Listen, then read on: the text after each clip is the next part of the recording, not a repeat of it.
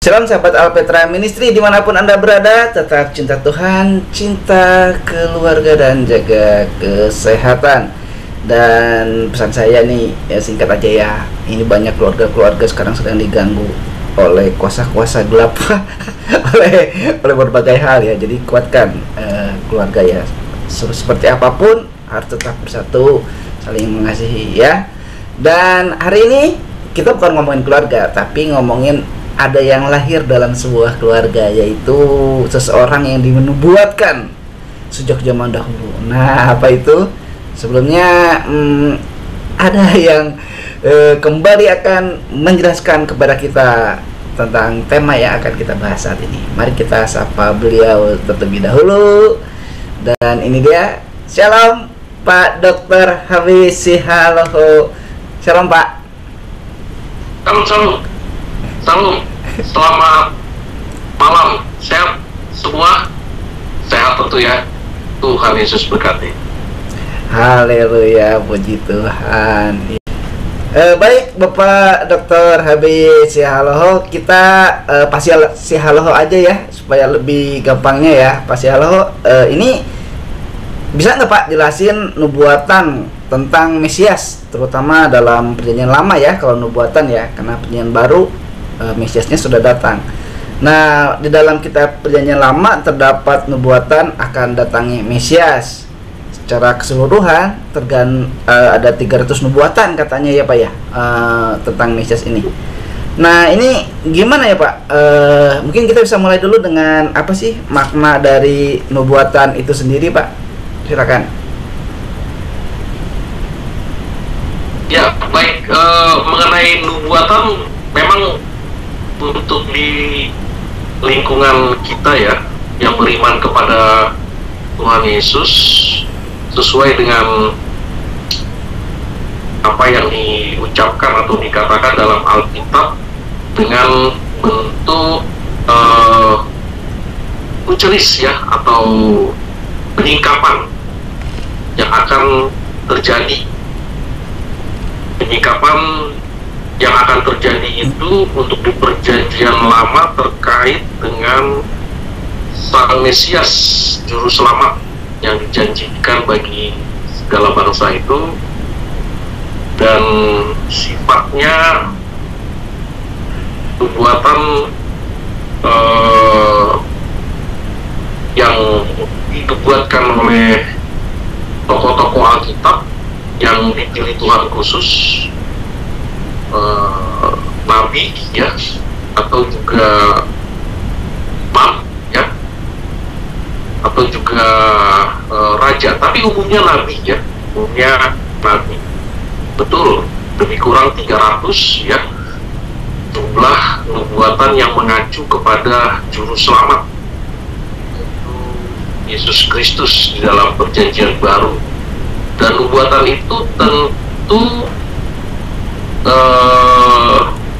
tujukan atau datang dari komunitas orang Israel atau bangsa Israel. Tidak pernah nubuatan seperti dalam ayat 19 itu di luar bangsa Sion atau Israel. Jadi kalau ada klaim-klaim yang mengatakan itu datang dari bangsa di luar Israel, itu perlu dipertanyakan ya. Yeah. Tentu itu keturunan Yakub. Misalkan seperti yang saya sebutkan tadi, kitab Pemazmur. Lalu Nabi Yesaya juga dalam nubuatnya, perkataan firman itu datang dari turunan Yakub atau Sion ya. Lalu dia berbicara untuk bangsa-bangsa secara futuris ke depan, atau sudah pernah terjadi secara presentis. Nubuatan, apakah nubuatan ada di dalam agama Yahudi? Ya betul, karena Tanakh kan kitab orang Yahudi, beragam nubuatan di sana, baik untuk bangsa-bangsa selain 300 lebih kurang khusus untuk Yesus Kristus juru selamat. Dan perlu kita tahu yang pertama kali disebut dengan nubuatan Kejadian 3 ayat 15 ya, atau disebut dengan proto-evangelion itu. Karena dalam dosa saat yang sama kan memberikan rencana kedepannya untuk manusia, yaitu Mesias yang dijanjikan itu nubuatan. Apakah di dalam agama lain ada nubuatan? Ya, nanti kita bahas ke sana sebentar lagi. Begitu kira-kira Saudara Alfa. Iya Pak. Pak, bedanya nubuatan sama ramalan apa ya Pak? Iya, ini baik sekali ya pertanyaannya. Kalau nubuatan biasa dipakai dalam tradisi Yahudi ya, dalam perjanjian baru juga dipakai. Paulus menyebutkan di kitab Korintus, bernubuatlah ya, karena memang Alkitab belum dikanon, jadi silakan aja bernubuat. Bahkan Paulus pun bernubuat di pasal 10 ya, ayat 8-13 1 Korintus itu tentang Alkitab sempurnakan ya, seperti itu, atau dikanonkan ya, standar. Nah, ramalan cenderung kepada oracle ya. Oracle itu kayak semacam petua atau dukun yang mengucapkan mantra, atau ketua-ketua komunitas adat yang menyampaikan mantra-mantra yang dia tidak kenali ya. Kalau nubuatan kan dikenali oleh si pengucapnya ya, apa yang disampaikan. Sadar ya, para nabi-nabi di sekolah nabi yang didirikan oleh Samuel ya, setelah Silo ya, di situ nabi-nabi dipersiapkan ya dengan cara menyampaikan, mental yang kuat, yang prima juga, ya sehat, dan juga kemampuan akademik yang baik, supaya ketika Allah menaruh firman-Nya itu dengan lantang bersuara keras, gamblang ya, dan mengena. Dan tentu itu sadar. Tapi berbeda kalau lamaran ya, ramalan, sorry, bukan lamaran. Ya. Cenderung tidak dipahami, tidak dimengerti dengan suara-suara berupa mantra ya, karena oracle itu ya, keilahian yang tidak diduga, tidak dipahami, tidak dikenali ya, tidak dikenali, tapi tiba-tiba dia mengeluarkan ya, seperti itu perbedaannya ya. Dan si pengucap pun tentu punya background yang berbeda. Kalau nubuatan tentu dia orang yang dipilih oleh Allah untuk bernubuat ya, seperti Yesaya, Yeremia ya, atau juga tokoh-tokoh lainnya dalam Perjanjian Lama. Begitu Saudara Alfa. Iya, iya Pak. Jadi dengan demikian nubuatan merupakan pernyataan ilahi yang terkandung makna religius sebagai penuntun kepada hidup yang sejahtera, gitu ya Pak, kira-kiranya. Ya. Ya, gitu. Nah Pak. Tapi nggak melulu putra juga ya, tapi bisa berupa kecaman ya. Oh. Nantinya akan terjadi paceklik ya di satu tempat, satu gitu, ya. wilayah ya. Atau Tuhan akan jungkir balikan beragam, tapi juga sebaliknya seperti yang dikatakan Saudara Alfa, memberikan kesejahteraan. Iya, iya. Yeremia menubuatkan setelah mereka genap 70 tahun mereka akan sejahtera dan lain sebagainya. Begitu Saudara Alfa. Oh, waduh, ternyata itu juga ya, nubuatan itu berarti memang lebih apa ya, lebih sakral ya, lebih sakral gitu. Nah kalau ini sedikit aja nih Pak, kalau Mesias kan dari sebetulnya muncul istilah ini dari perjanjian lama ya Pak, Al-Masih atau Mesias gitu. Nah ini gimana nih Pak? Ya, berumpun Timur Tengah khususnya bahasa Ibrani ya, Mesias atau Mesaya itu kan berarti yang disiapkan, yang diurapi ya, yang dikhususkan. Jadi sampai pada atau pasca pembuangan ya, sosok itu sudah mulai ambigu ya menurut para pakar perjanjian lama. Kenapa ambigu? Karena pasca pembuangan atau sebelum pembuangan, sosok Mesias seperti sulit dikenali ya, tapi tidak oleh para nabi-nabi yang di pembuangan yang menubuatkan sosok Mesias ya. Daniel, Ezekiel itu nabi-nabi tengah-tengah pembuangan mengingatkan dan menyebutkan ya, dan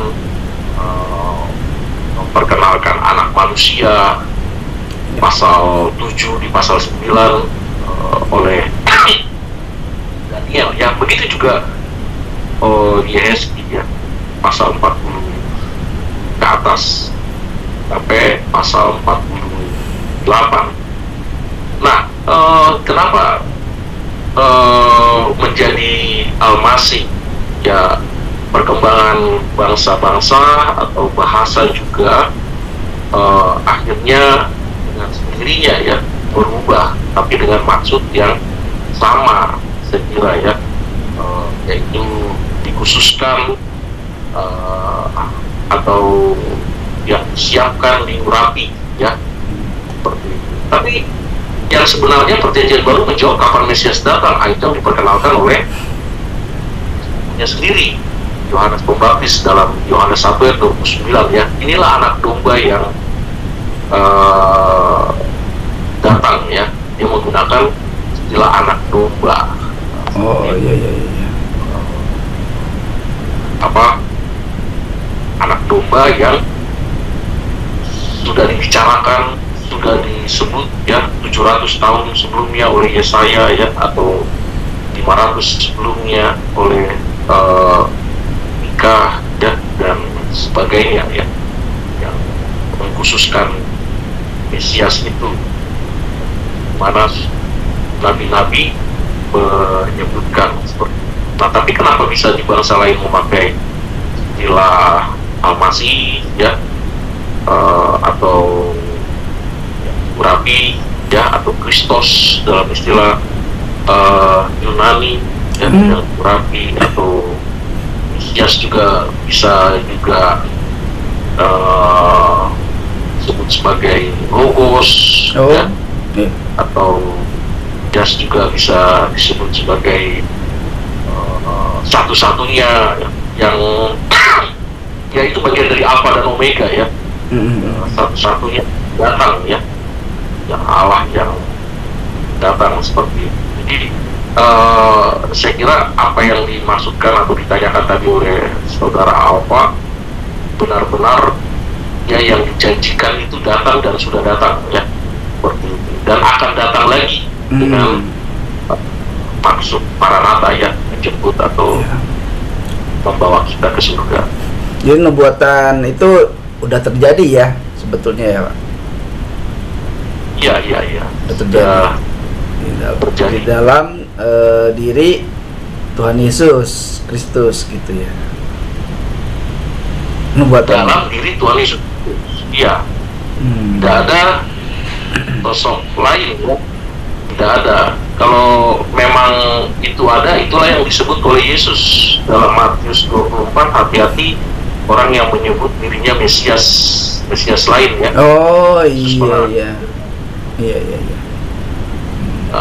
Tentang khotbah akhir zaman, dan dia mengatakan pasal yang sama yaitu 24 ya, ayat 4 sampai seterusnya, satu perikop itu ya. hati-hati, nabi lain, Mesias lain, atau mengatasnamakan dirinya ya. Dan diperkuat juga oleh Paulus di 2 Korintus 4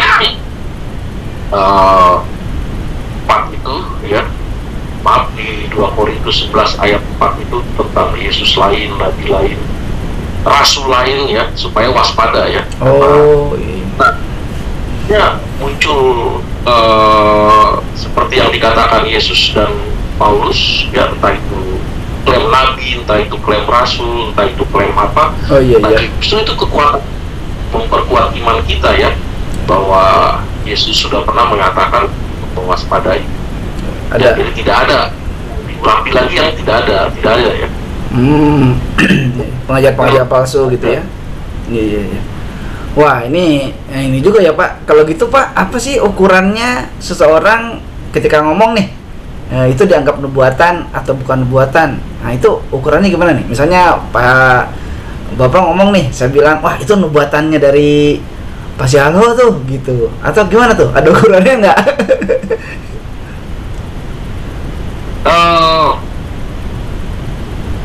Setelah Alkitab ditutup ya, firman Tuhan itu satu-satunya yaitu Kejadian 1 sampai Wahyu 22 ayat 21, dan disebutkan juga dalam Wahyu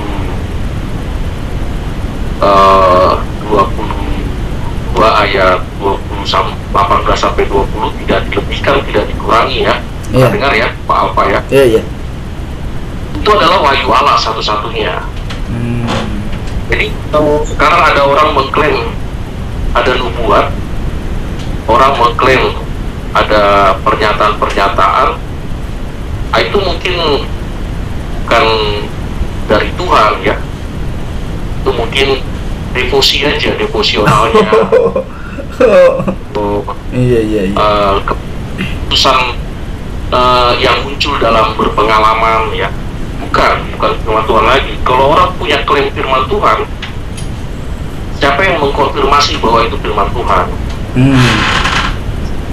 Apa yang approve atau yang backup ke firman Tuhan? Iya. Kalau Kejadian sampai Wahyu 22 ayat 21, yang membackup kan rasul, yang membackup nabi bahwa itu firman Tuhan.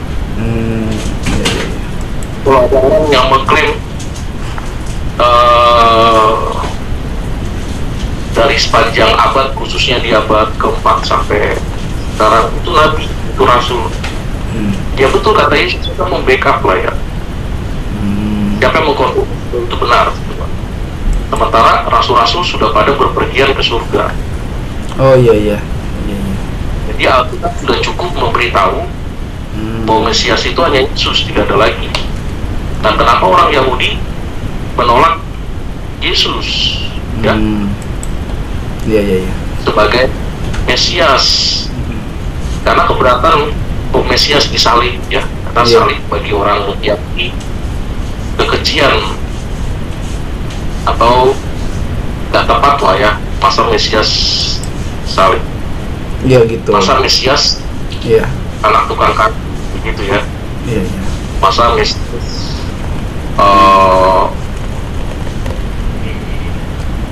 persekusi dan begitu ya. Iya, persekusi. Seperti itu. Betul. Nah, lalu kalau ada kan ayat yang mengatakan bahwa nanti ada saatnya teruna-teruna itu akan bernubuat gitu. Nah, itu Pak, makanya kenapa saya tanyain gitu, apa sih ukurannya gitu. Tapi tadi udah Bapak jelaskan sedemikian rupa bahwa ya, di dalam Yoel pasal 2 itu sudah digenapi dalam KPR pasal 2 ya, setelah Petrus. Gitu. Termasuk juga ada setengah bayar, setengah lansia, teruna-teruna dari berbagai suku ras ya. Lalu menyampaikan dengan bahasa yang berbeda-beda ya. Seperti itu. Tapi ada yang ini ya, ada hamba-hamba Tuhan nih, ada hamba Tuhan yang besar gitu, dikatakan gitulah, mereka berani mengklaim ini nubuatan dari Allah gitu. Dia mendengar katanya, terus karena Tapi kan di 2 Petrus 1 ayat 21 kan dibilang, sebab tidak pernah nubuat itu dihasilkan oleh kehendak manusia, tetapi oleh dorongan Roh Kudus orang-orang berbicara atas nama Allah. Nah, ini yang dipakai, orang-orang berbicara atas nama Allah. Jadi hamba Tuhan itu merasa bahwa dia dipenuhi Roh Kudus, terus dia bernubuat gitu. Nah, ini dia pakai untuk dasarnya. Itu gimana tuh, Pak? Nubuatan. Memang tadi dibilang ya sama Pak Syahlo ya, bahwa nanti akan ada mesias palsu. Tuhan Yesus sudah ingatin, ada yang bernubuat palsu gitu. Tapi ini gimana nih? Kan banyak gereja sekarang yang kalau pendetanya nggak bernubuat, khotbahnya jelek, gak mau. Jadi tren ya. Iya. Ya, dalam konteks sekarang di tangan kita sudah ada Alkitab.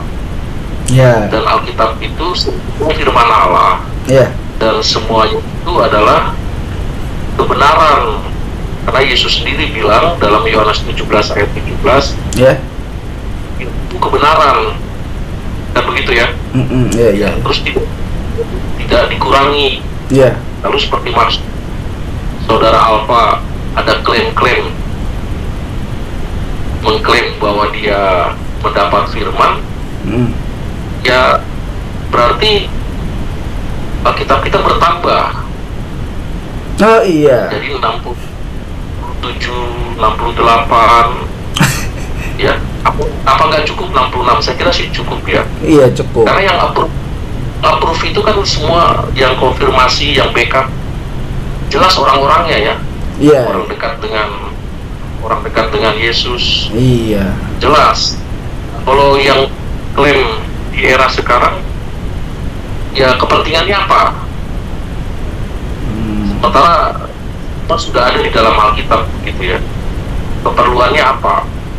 Iya. Benar. Iya, betul. Kenapa Paulus mengatakan bernubuat di dalam 1 Korintus 12 atau 1 Korintus 14? Bernubuatlah, berbahasa lidah lah ya. Oh. Ya karena itu belum di standar, Alkitab belum disempurnakan ya, atau belum dijilid ya. Tahun 50 surat 1 Korintus atau 2 Korintus ya, bukan 1. Nah, sementara Alkitab di kanon abad ketiga atau tahun 30 90 ya. Lalu kalau sudah di kanon, untuk apa lagi ada perkataan firman Tuhan lagi? Kalau bukan itu dari saat. Tapi kalau di tahun 50 masih terus. Ya. Masih dinamis gitu ya. Iya. Bahkan kitab Wahyu yang terakhir yang ditulis tahun 98 di Pulau Patmos masih berlangsung firman Tuhan. Gitu yaitu ya. Kepada Yohanes, tulislah kitab Pulau Patmos. Kenapa dibukukan atau di kanon? Ya karena tekanan dari ajaran heresi, bidat ya. Seperti itu. Termasuk bidat yang dikuasai oleh Gnostik, dan salah satu tokoh Gnostik tahun 128 Bon Magnus dan Basiliadus. Ajarannya yaitu Tuhan Yesus tidak disalibkan. Yang lalu diadopsi oleh saudara kita. Ini ternyata sumbernya. Injil yang ditulis setelah abad 1 itu atau abad 2, ada Injil Maria memakai nama Ibu Yesus, ada Injil Thomas memakai nama murid Yesus, ada Injil Petrus memakai, karena punya gengsi nama murid Yesus itu, jadi dipakailah nama itu. Padahal penulisnya penjahat semua. Waduh. Ya, orang-orang psikopat semua itu yang nulis, sehingga yang menyesatkan nih. Sehingga merendahkan natur Yesus, baik ilahi kemanusiaannya. Nah itu Gnostik. Makanya susunlah yang akhirnya 66. Ya kan? Iya. Muridnya Rasul. Ya. rasul. Nah, itu sebabnya Paulus mengatakan dalam Efesus 2 ayat 20, semua tulisan rasul itu bertolak pada Yesus batu penjuru, termasuk nabi-nabi. Nah, kalau di luar rasul atau di luar nabi seperti yang saudara Alfa katakan di era sekarang, orang mengklaim terhadap firman Tuhan. Yeah. Nah, menurut saya itu devosional aja, devosi ya, semacam ya remanya mungkin, renungannya mungkin ya, tapi itu berlebihan seperti itu. Ya. Oke Pak. Kalau gitu bisa dijelasin nggak Pak, Nabi sebagai juru bicara Tuhan itu gimana jadinya Pak? Ya, Nabi sebagai juru bicara Tuhan, perpanjangan tangan, perpanjangan suara ya, dalam arti Allah ke Nabi, Nabi kepada umat ya. Baik tentang Mesias, baik itu tentang kehidupan umat generasi selanjutnya ya, sampai kepada apa yang harus lakukan dalam kehidupan mereka yang nomaden itu, berpindah-pindah ya, dari padang gurun berputar-putar ya, dari sampai penaklukan juga ya, dengan nabi yang berbeda menubuatkannya ya. Sebabnya ada nabi yang bernubuat di era saat di padang gurun ya, itu Musa menyampaikan. Lalu ada nabi juga yang bernubuat setelah memasuki Kanaan ya, berangi sungai Jordan, menaklukkan Yeriko, kota Ai ya, era Yosua, sampai pada Hakim, raja-raja dan seterusnya ya, di pembuangan atau pasca pembuangan nabi yang juru bicara ya, karena dia akan menemui pada waktu di era raja-raja Israel baik utara dan selatan, nabi itu sebagai juru bicara menyampaikan pada Raja Ahab seperti dia ya, atau diteruskan dengan muridnya Elisa, atau era sebelumnya yaitu Daud ya, setelah Raja Saul ada Nathan nabi istana, di situ memakai istilah nabi istana ya, pakar atau ahli, nama menyebutnya istana ya. Nathan seperti Gad ya, seperti dan lain sebagainya ya, karena sering berurusan di sana ya, istana, menyampaikan pesan-pesan pada raja-raja Yehuda khususnya ya, sama. Nah, makanya disebut juru bicara ya,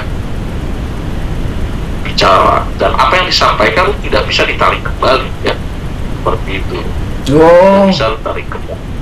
Apalagi kalau sekarang ya ada jejak digital ya, kalau bicara atau apa nggak bisa ditarik kembali ya, ada jejak digital katanya, mungkin gitu ya. Jadi ini fungsinya ini ya, apa Pak, gimana Pak, fungsinya nabi itu jadi juru bicara aja ya, menyampaikan yang disampaikan itu berupa nubuatan gitu, atau nubuatannya itu bisa kecaman, bisa juga apa berita yang baik gitu, gimana? Ya, berita yang baik, berita yang jahat ya. Iya. Ya, Ahab kan ketakutan kalau setiap dia memakai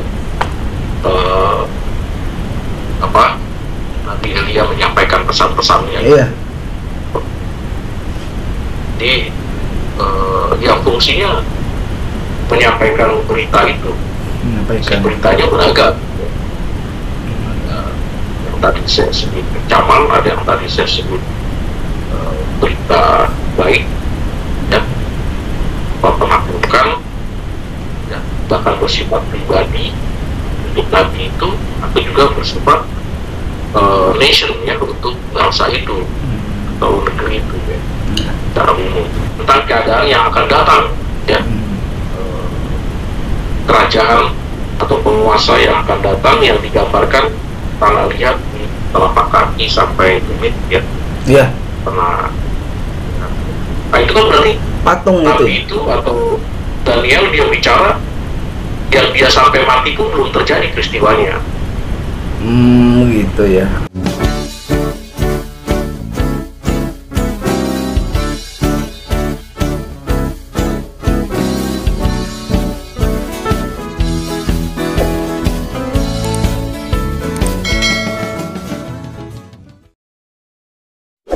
Karena kan ada yang bernubuat bahwa akan ada nabi yang datang nih bang, gitu, sebagai penyempurna katanya. Nah itu kan kalau secara paradigma kita ya, perspektif Kristen, nggak ada lagi kan, cuma ada Tuhan Yesus Kristus gitu sebagai Tuhan.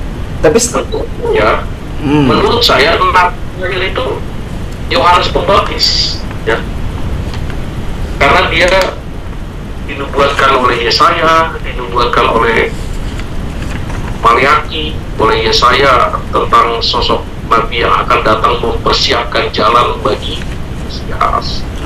Oleh Maliaki, pasal yang keempat disebutkan akan datang terlebih dahulu sebelum Mesias. 6 bulan kemudian setelah lahir Yohanes Pembaptis, perutnya Elizabeth lahir Mesias kan, dan kemudian belum itu apa. Nah tetapi banyak juga atau tidak sedikit orang Kristen mengklaim masih ada nabi sekarang. Ya kalau menurut saya sih itu salah kaprah ya. Iya. Untuk apa nabi di era sekarang? Iya. Apa kepentingan Alkitab udah jadi pedoman kan? Iya. Suara Tuhan Alkitab. Iya. Yang ada di tanah. Iya gitu, makanya banyak lah gitu ya. Dan sebetulnya udah diingetin kan sama firman Tuhan bahwa akan ada nabi palsu. Pertanyaan saya, kenapa Yohanes itu, Yohanes Pembaptis itu disebut rasul, nggak disebut nabi? Kenapa tuh Pak? Bukannya Yohanes Pembaptis kan? Iya. Yohanes kan memang nabi, bukan rasul. Oh nabi ya. Tapi Yohanes murid Yesus yang anak Zebedius rasul kan? Rasul ya. Nah itulah jadi iya, nanti ini jadi berkembangnya ke siapa nabi, siapa rasul, tapi nanti mungkin itu bisa kita bahas di lain kesempatan kali ya. Nabi, rasul itu siapa gitu. Pak Saudara Alfa, rasul itu dalam Alkitab kan ada 12. Ya. Tapi kan Petrus rasul juga kan? Petrus disebut rasul, Paulus disebut rasul. Nah, ini gitu. Ini kata Alkitab kalau kita baca ya, coba kita baca di Lukas 6. Lukas 6, Yesus memanggil ke-12 rasul ya. Lukas 6 ayat 13. Ketika hari siang, ia memanggil murid-muridnya kepadanya, lalu memilih dari antara mereka 12 orang yang disebutnya rasul. Oh iya. Disebut Tuhan Yesus. Rasul kan?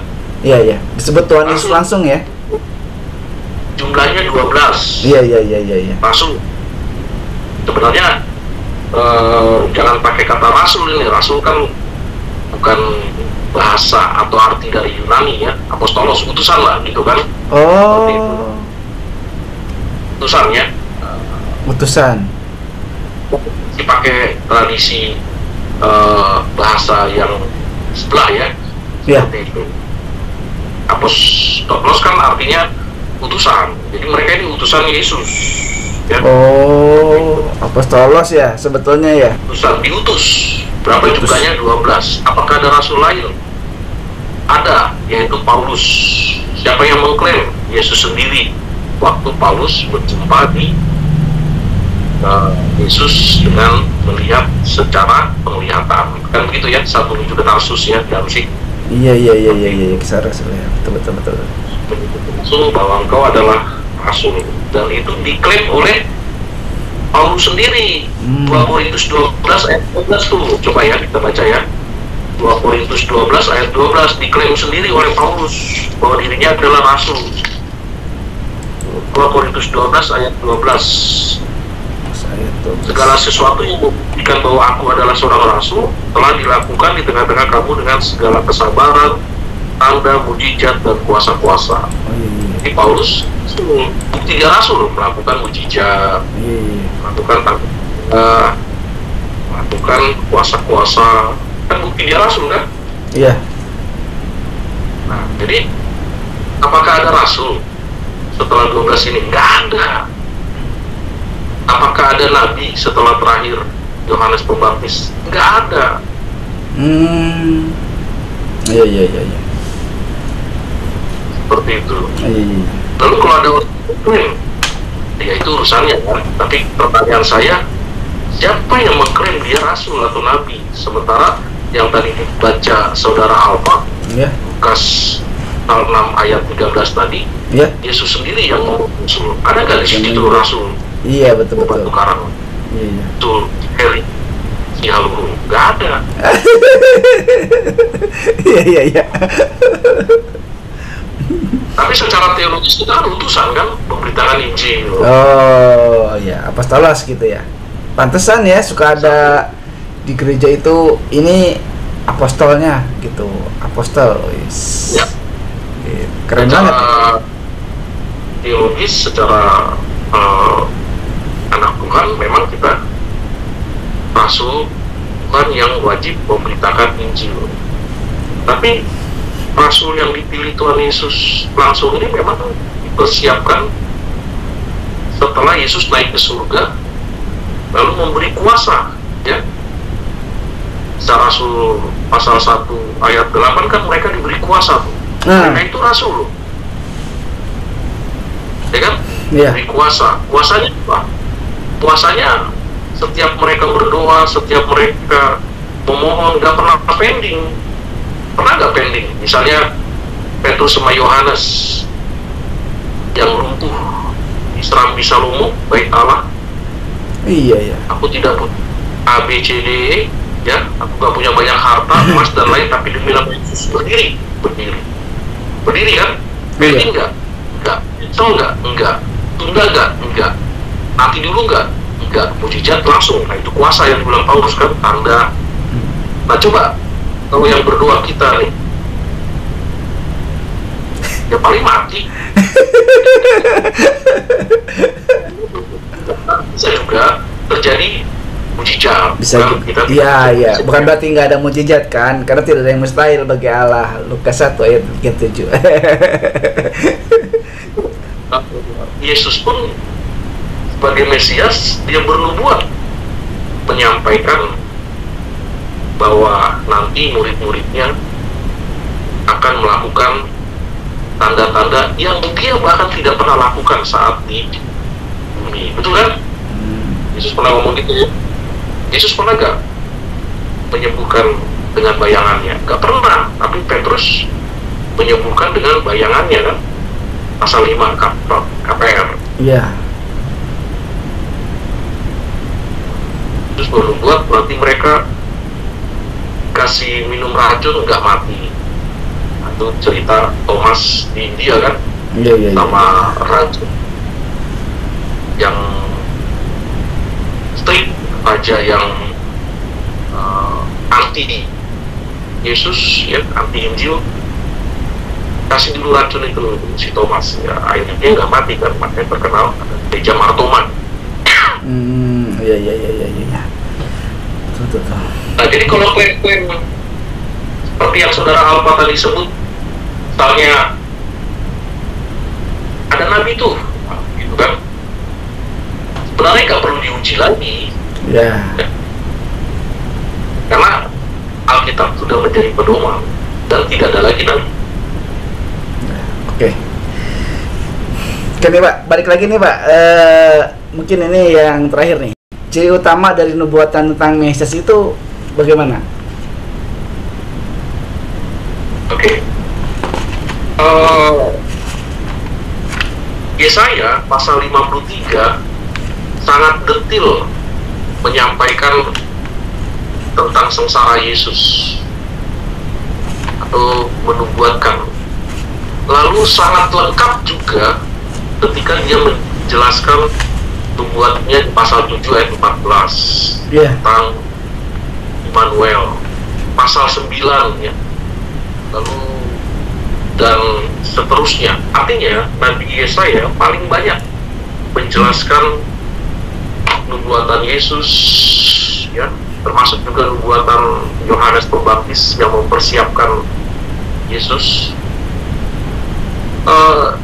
Ciri-cirinya ya, apa yang diucapkan tepat pada sasaran, tidak pending ya, dan terjadi,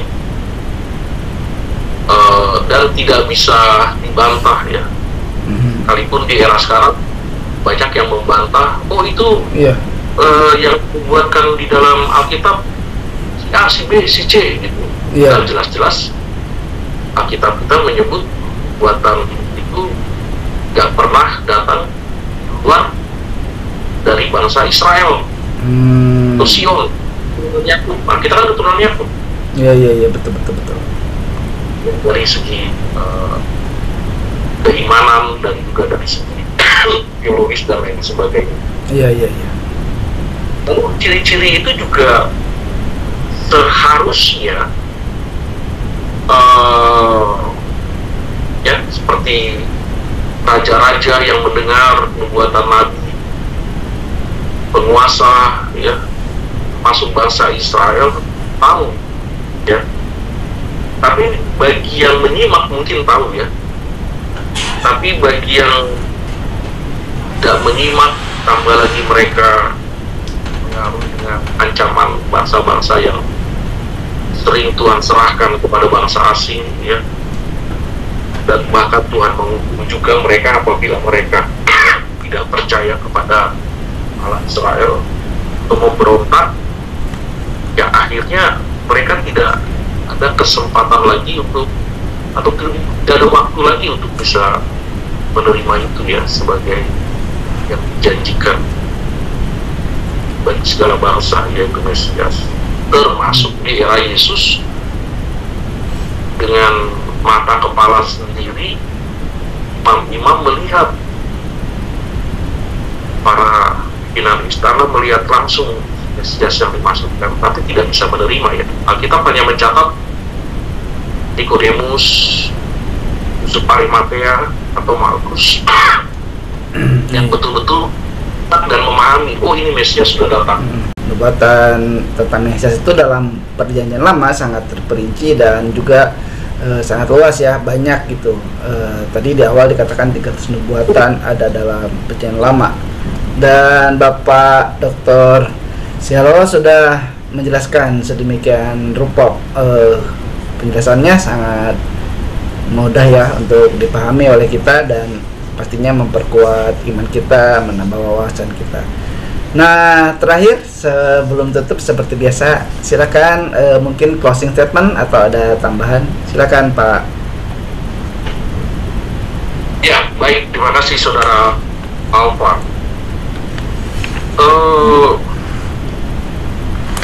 Orang Israel era nubuatan banyak disampaikan oleh nabi-nabi dengan tema-tema mesianis atau mengumandangkan kedatangan juru selamat. Seharusnya mereka melek, seharusnya mereka terbuka mata dan mereka. Tetapi era Perjanjian Baru pun, khususnya Markus pasal 13, mereka justru berbalik dan tidak mau menerima, seperti tidak mungkin kok Mesias yang datang itu keadaannya seperti ini. Padahal banyak mukjizat yang dilakukan yang membuktikan Yesus itu Mesias. Orang mati bangkit, kita melihat, mendengar, pasukan terbebaskan, dari kuasa jahat. Bahkan pengajaran Mesias itu jauh luar biasa dari imam di era Yesus, yaitu Hanas dan Kayafas. Itu juga membuktikan dia Mesias. Tapi kok belum melek juga, sekalipun ada banyak Sanhedrin Alkitab hanya mencatat itu Nikodemus ya, dan juga Arimatea. Tapi karena firman Allah itu berkuasa dan Yesus itu sang firman sudah datang dan Mesias itu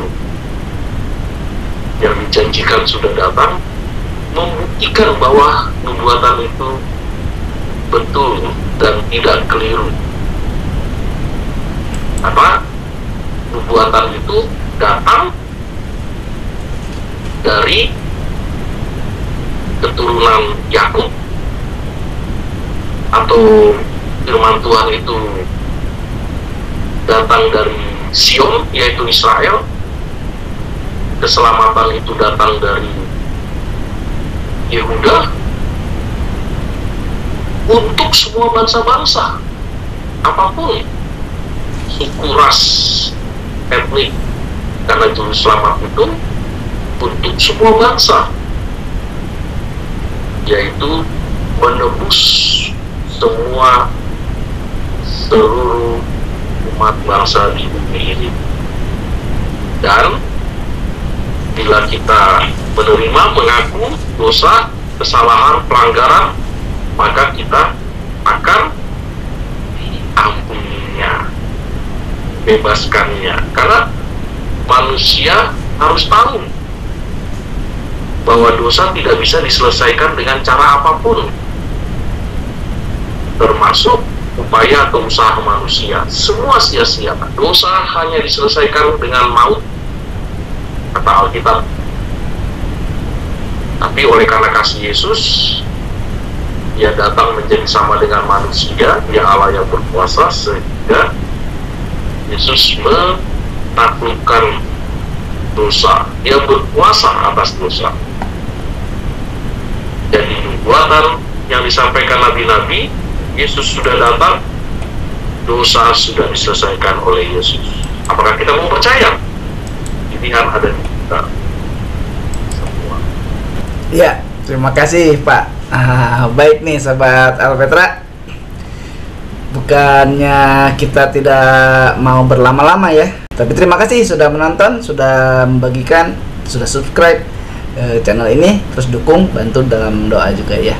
Dan terima kasih nih untuk Bapak Sihaloho yang sudah membagikan wawasannya. Dan seperti biasa ya, untuk yang mau dengerin untuk yang ingin tetap menerima pengajaran dari Bapak Dr. HBI Sihaloho, jangan sampai ketinggalan ya, loncengnya tuh dinyalakan supaya kalau ada video baru dari Bapak Dr. Sihaloho Anda tidak ketinggalan. Oke Pak, terima kasih untuk berkatnya. Terima kasih banyak. Tuhan Yesus memberkati. Salam Maranatha. Lain kesempatan Tuhan